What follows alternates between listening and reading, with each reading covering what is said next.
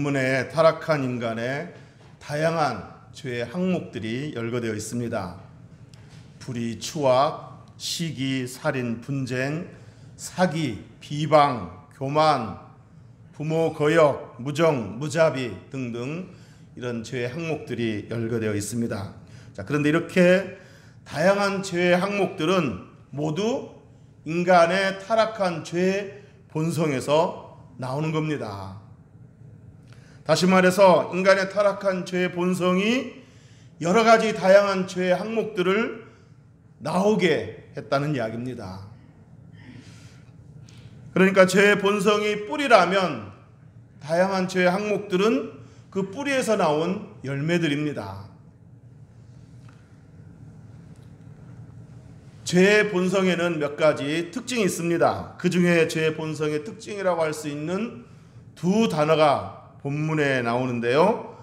하나는 바꾸다이고 또 하나는 싫어하다입니다.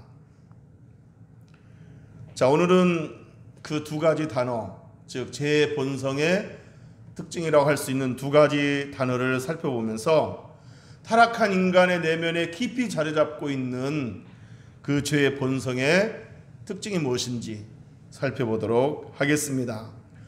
첫째로 바꾸다라는 단어입니다. 죄의 본성은 바꾸는 걸 좋아합니다. 이 말이 무슨 말인지 우리 23절을 다 같이 한번 읽어보겠습니다. 23절 시작. 썩어지지 아니하는 하나님의 영광을 썩어질 사람과 새와 짐승과 기어다니는 동물 모양의 우상으로 바꾸었느니라. 아멘.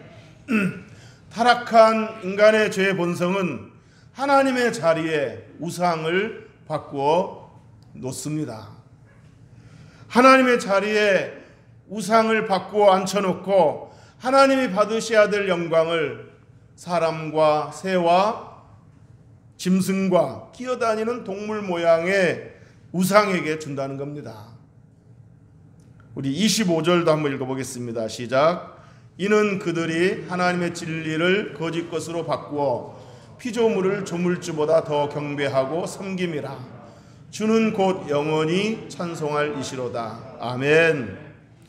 자, 조물주, 즉 창조주 하나님의 자리에 사람이나 동물과 같은 피조물을 바꾸어 앉혀놓고 그 피조물을 조물주 되신 하나님보다 더 경배하고 섬긴다는 겁니다. 이게 바로 죄의 본성이라는 겁니다. 하나님의 자리에 우상을 바꾸어 앉혀놓고 하나님이 받으셔야 될 영광을 우상에게 넘겨준다는 겁니다.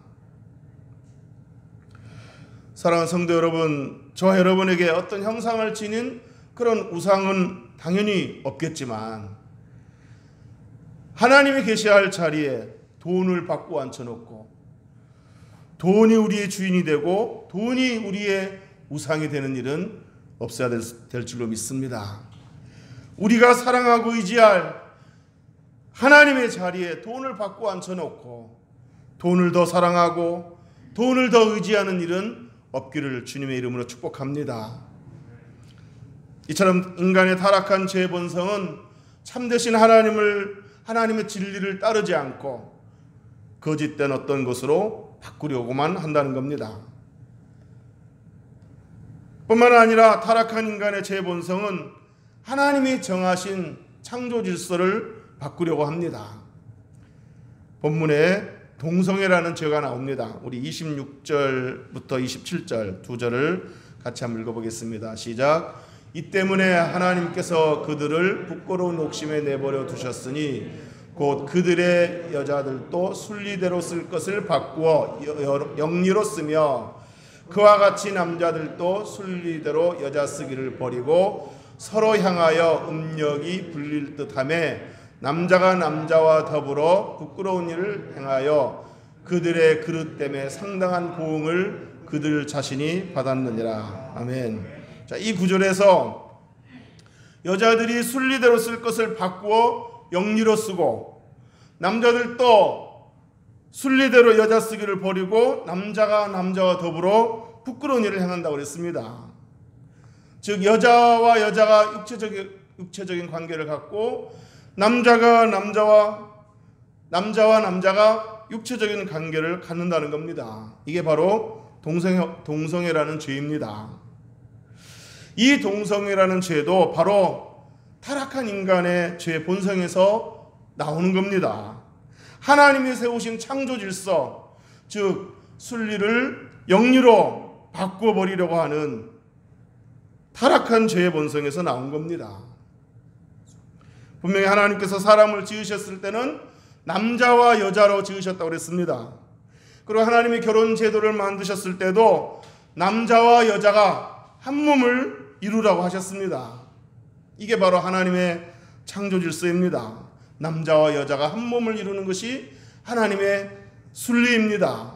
자, 그런데 인간의 타락한 죄 본성이 하나님이 정하신 이 순리를 영리로 바꿔서 여자와 여자가 한 몸을 이루려 하고 남자와 남자가 한 몸을 이루려고 한다는 겁니다.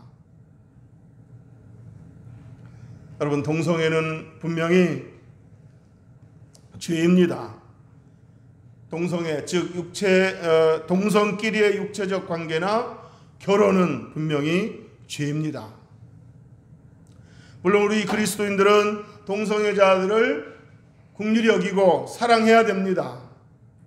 비록 죄에 빠진 자들일지라도 다른 죄인들과 마찬가지로 다른 죄인들과 마찬가지로 우리가 긍휼히 여기고 사랑해야 됩니다. 그들도 우리의 전도 대상이 돼야 되고 기도 대상이 돼야 되고 사랑의 대상이 돼야 됩니다. 그러나 동성애라는 죄 그 자체는 우리가 미워해야 됩니다. 하나님이 죄인은 사랑하시나 죄인은 미워하셨듯이 우리도 동성애자들은 사랑해야 하나 동성애 그 자체는 미워해야 됩니다. 동성애라는 죄는 미워해야 됩니다. 동성애는 분명히 남자와 여자가 한 몸을 이루라는 하나님의 창조 질서를 거스르는 죄이기 때문입니다. 하나님의 순리를 영리로 바꾼 죄입니다. 여러분, 동성애가 죄가 되는 또 다른 이유가 있습니다. 그게 뭘까요? 동성애는 하나님의 창조 질서를 어겼을 뿐만 아니라 동성애가 죄가 되는 또 다른 이유는 바로 동성애는 생육하고 번성하라는 하나님의 명령을 지킬 수가 없기 때문입니다. 동성끼리의 결혼은 생육하고 번성할 수가 없습니다. 그러므로 생육하고 번성하라는 이 하나님의 명령을 지킬 수 없기 때문에 동성애는 또 다른 이유의 죄가 되는 것입니다. 그러므로 그리스도인들은 동성애가 죄라는 사실을 분명히 알아야 되고 동성애라는 죄를 두려워해야 되고 동성애는 죄라고 말할 수 있어야 됩니다. 첫 번째 죄의 본성은 죄 본성 중에 특징 중에 하나는 바꾸려고 한다. 하나님의 진리를 거짓 것으로 바꾸려고 하고 하나님의 자리에 우상을 바꾸어 앉혀놓고 하나님의 창조 질서를 바꾸어서 영리로 쓰려고 하는 특징이 있습니다. 두 번째 죄의 본성의 특징은 싫어하다입니다. 싫어하다. 인간의 죄의 본성은 다음과 같은 사실을 싫어합니다. 우리 28절 다 같이 한번 읽어보겠습니다. 시작. 또한 그들이 마음에 하나님 두기를 싫어하매 하나님께서 그들을 그 상실한 마음대로 내버려 두사 합당하지 못한 일을 하게 하셨으니. 아멘. 마음에 하나님 두기를 싫어하매. 타락한 인간의 죄의 본성은 하나님 두기를 싫어합니다. 무슨 얘기냐면 하나님을 자신의 창조주로 인정하기를 싫어하고 하나님을 자신의 생명의 주인, 삶의 주인으로 모시기를 싫어한다는 겁니다. 우리를 생명의 길, 풍성한 삶의 길로 인도하시려는 하나님의 사랑을 간섭이라 생각하고 하나님의 명령을 싫어한다는 겁니다. 그래서 하나님 말씀 듣기를 싫어하고 하나님의 말씀을 거스르며 살아가려고 합니다. 그 대신에 자기가 삶의 주인이 되어서 자기 마음대로 자기 원하는 대로 자기 욕망대로 본성대로 살고 싶어 합니다. 그러다 보니 앞서 열거한 다양한 죄의 항목들이 나온 겁니다. 불의, 추악, 탐욕, 악의, 시기, 살인, 분쟁, 사기, 악독, 비방, 교만, 부모 거역, 무정, 무자비 등등, 또 우상숭배, 동성애까지 이런 등등 죄의 항목들이 나온 겁니다. 자, 이 모든 것들은 하나님의 뜻, 하나님의 인도하심에 순종하기를 거부하고 자신의 욕망을 채우기 위해서 나오는 것들입니다. 이사야 선지자는 타락한 인간이 하나님 두기를 싫어하고 자기 마음대로 산다고 하는 것이 얼마나 어리석은지를 다음과 같이 표현했습니다. 우리 에레미야 2장 13절에 보면 제가 읽어드리겠습니다. 내 백성이 두 가지 악을 행하였나니 곧 그들이 생수의 근원되는 나를 버린 것과 스스로 웅덩이를 판 것인데 그것은 그 물을 가두지 못할 터진 웅덩이들이니라. 아멘. 자, 이사야 선지자의 말에 의하면 하나님의 백성이 두 가지 악을 행했는데, 첫째는 생수의 근원되는 하나님을 싫어해서 하나님을 버렸다는 겁니다. 그리고 두 번째는 하나님이 주시는 그 생수를 마다하고 스스로 웅덩이를 팠다는 겁니다. 그러니까 하나님이 주신 생수로 만족하지 않고 다른 우물을 팠다는 겁니다. 그런데 불행하게도 그 우물은 물이 고이지 못하는 터진 웅덩이와 같은 우물이라는 겁니다. 여러분, 이사야 선지자가 말하고자 하는 의도가 무엇이겠습니까? 인간이 하나님 두기를 싫어하고 대신에 자기 마음대로, 자기 원하는 대로, 자기 욕망대로, 제 본성대로 살아보려고 하지만, 그렇게 살기를 원하지만, 그래서 돈도 벌고 명예도 얻고 권력도 얻고 원하는 것을 다 누려보지만 남는 것은 목마름과 갈증과 공허함 뿐이라는 얘기입니다. 내 백성이 두 가지 악을 행했는데 생수의 근원되는 나를 버린 것과 스스로 웅덩이를 판 것인데 그것은 그 물을 가두지 못한 터진 웅덩이라. 스스로 판 웅덩이에서 물을 구해보지만 거기서는 물을 얻을 수가 없다는 겁니다. 거기서는 참 만족을 얻을 수 없다는 겁니다. 여전히 갈증나고 여전히 공허함 뿐이라는 겁니다. 이게 바로 하나님 두기를 싫어하고 하나님을 저버린 인생의 참 모습이라는 이야기입니다. 우리가 너무나 잘 아는 세계적인 할리우드 여배우 마릴린 monroe가 이런 말을 했습니다. 나는 여자로서 가질 수 있는 것은 모두 가졌다. 나는 젊고 또 아름답다. 나는 돈도 많다. 나는 수백 통의 팬 레터도 받고 있다. 건강하기도 하다. 그런데 난 공허하고 불행하다는 생각을 떨쳐버릴 수 없는 것은 왜 그럴까? 이런 고백을 했습니다. 결국 그녀는 약물 중독자가 되었고 마침내 다음과 같은 짧은 글을 남기고 1962년도 36살에 자살로 추정되는 의문의 죽음으로 그의 삶을 마감했습니다. 그의 남긴 짧은 글은 이거였습니다. 내 인생은 마치 파장하여 문을 닫은 해수욕장과 같다. 한때 사람들이 붐비고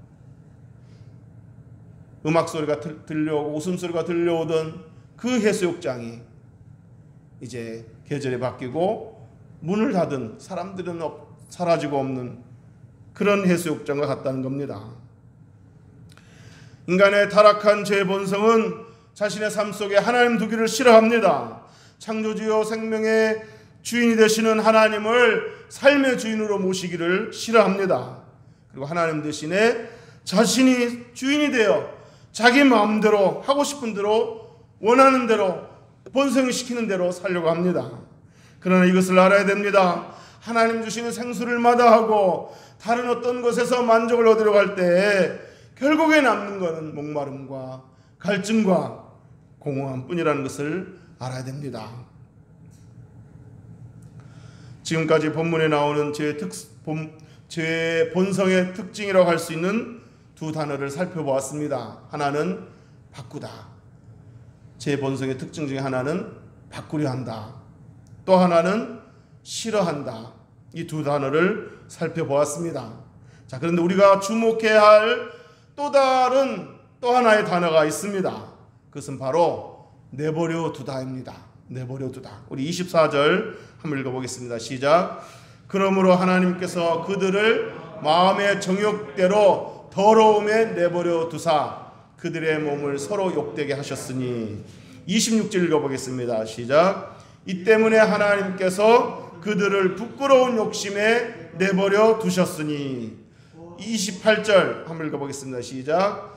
또한 그들이 마음에 하나님 두기를 싫어하며 하나님께서 그들을 그 상실한 마음대로 내버려 두사. 아멘. 네, 뒤에 더 성경 구절이 있는데 앞에 부분만 읽었습니다. 자, 여기서 계속 세 구절을 읽었는데 세 구절에서 계속 반복되는 단어가 뭡니까? 내버려 두사. 내버려 두사. 참되신 하나님의 자리에 거짓된 우상과 같은 다른 어떤 것으로 바꿔놓으려 하고 하나님 두기를 싫어하여 자기 방식대로 살고자 하는 그 인간들을 향해서 하나님은 계속해서 돌아오라고 손을 벌리지만 인간이 끝까지 고집을 피우고 돌아오기를 거부했을 때 하나님은 내버려 둔다는 겁니다. 어디 니들 마음대로 살아봐라. 니들 하고 싶은 대로 살아봐라. 니들 방식대로 살아봐라 하고 내버려 둔다는 겁니다. 어디 한번 나를 떠난 삶이 얼마나 비참한지를 경험해봐라 라고 말씀하시며 내버려 둔다는 겁니다. 예수님의 비유 중에 탕자의 비유가 있습니다. 어느 아버지에게 두 아들이 있었는데 둘째 아들이 아버지 어차피 내게 물려줄 재산 지금 물려주세요. 이제 아버지의 간섭을 떠나서 내 마음대로 살고 싶습니다. 재산을 물려주세요 하고 하도 졸라대니까 아버지가 그래 한번 네 원하는 대로 살아봐라 하고 재산을 주어 내보냈습니다. 결국 그 아들은 아버지가 물려준 재산을 다 탕진하고 비참한 거짓골이 되어서야 아버지께로 돌아왔다는, 그 잘못을 깨닫고 돌아왔다는 예수님의 비유가 있습니다. 사랑하는 성도 여러분, 만일 저와 여러분이 고집을 피우고 죄의 길, 어긋난 길로 갔다가 하나님께 징계의 매를 맞고 돌아오게 되었다면 그것은 바로 하나님의 사랑인 줄로 믿으시기를 주의 이름으로 축복합니다. 매를 맞고 왔어도 그 매가 하나님의 사랑이라는 것을 깨닫고 감사할 수 있기를 바랍니다. 하나님이 멀리 떠난 우리에게 징계의 매를 주셨다는 것은 하나님 우리를 완전히 버리지 않으셨다는 증거이기 때문입니다. 하나님을 떠나 있으면서도 끝까지 징계의 매를 맞지도 않고 평안하게 잘 살다가 죽는다고 한다면 그것은 바로 하나님께로부터 버림받았다는 증거이기 때문입니다. 그러므로 하나님을 떠나 살다가 매를 맞고 돌아왔다면 그 매가 하나님의 사랑의 증표요, 그 매가 우리를 아들로 간주한다는 증표이기 때문입니다. 이제 말씀을 정리하겠습니다.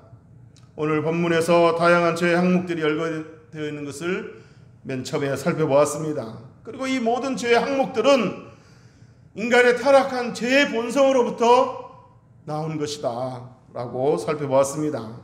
그리고 이 죄의 본성의 대표적인 특징은 하나님을 바꾸려 하고 하나님의 질서를 바꾸려 하고 하나님 두기를 싫어한다고 했습니다.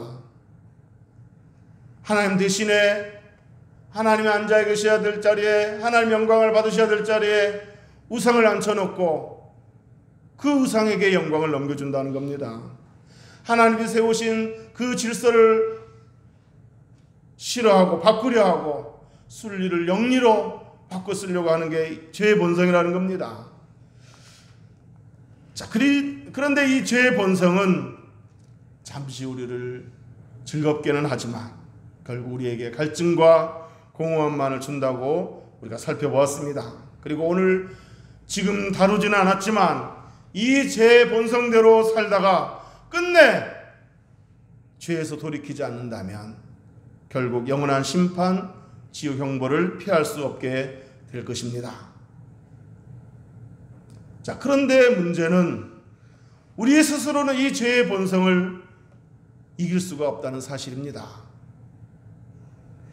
우리 스스로는 제 본성이 시키는 일을 금할 수가 없고 죄 짓는 일을 막을 수가 없다는 사실입니다. 결국에는 제 본성이 가져다주는 영적으로 비참한 삶을 피할 수가 없고 죄의 대가인 죄의 형벌인 그 지옥을 피할 수가 없다는 겁니다. 그런데 여러분, 여기에 놀라운 복음이 있습니다. 바로 예수 그리스도입니다. 우리 스스로는 도저히 할 수 없는 이 근원적인 죄의 문제를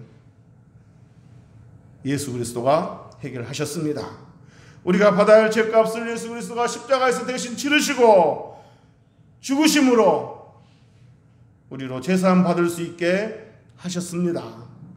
예수 그리스도의 보혈로 죄 씻음 받게 하셨을 뿐만 아니라 또 예수 그리스도가 부활하심으로 우리가 죄와 사망의 권세를 이길 수 있도록 하셨습니다. 그리하여 누구든지 예수 그리스도 앞에 나와 회개하고 예수 그리스도를 믿고 영접하면 죄의 용서함 받고 구원을 받을 수 있게 하셨습니다. 하나님의 자녀가 될 수 있게 하셨고 장차 심판을 면할 수 있게 하셨습니다. 할렐루야. 자, 그런데 또 하나의 문제는 우리가 예수 그리스도의 공로로 죄에서 구원을 얻었을 뿐만 아니라 죄인에게서 의인으로, 진노의 자식에서 하나님의 자녀로 이렇게 신분이 바뀌었지만 우리는 여전히 죄의 본성을 떨쳐볼 수가 없다는 겁니다. 죄의 본성은 여전히 남아있다는 겁니다. 여전히 죄의 본성의 그 영향 아래 있다는 겁니다. 그렇지만 이것도 하나님께서 해결해 주셨습니다. 하나님께서는 우리가 계속해서 죄의 본성을 이길 수 있는 능력을 주셨습니다. 바로 믿는 자들 마음속에 보혜사 성령을 보내주신 것입니다. 그리하여 우리의 힘이 아닌 성령의 능력으로 죄의 본성을 이길 수 있도록 하셨습니다. 우리가 연약하여 죄를 지어 넘어졌을 때에도 우리 안에 있는 성령의 감화하심을 통해 죄를 깨닫게 하고 죄를 회개하게 함으로 용서함 받아 다시 죄와 싸울 수 있는 힘을 싸울 수 있도록 하신 것입니다. 그리하여 성령을 통하여 날마다 여전히 우리 마음속에서 꿈틀거리는 죄의 본성을, 죄의 욕망들을 이길 수 있도록 하신 것입니다. 할렐루야. 바라기는 이 자리에 있는 모든 교우들이 예수 그리스도의 십자가의 보혈로 죄 씻음 받고 예수 그리스도의 십자가의 홍로로 죄 용서함 받아 죄에서 구원을 받을 뿐만 아니라 죄의 형벌에서 구원받을 뿐만 아니라 성령의 권능으로 날마다 우리 안에서 꿈틀거리는 죄의 본성과 싸워 승리하는 저와 여러분이 되기를 주의 이름으로 축복합니다. 기도하겠습니다.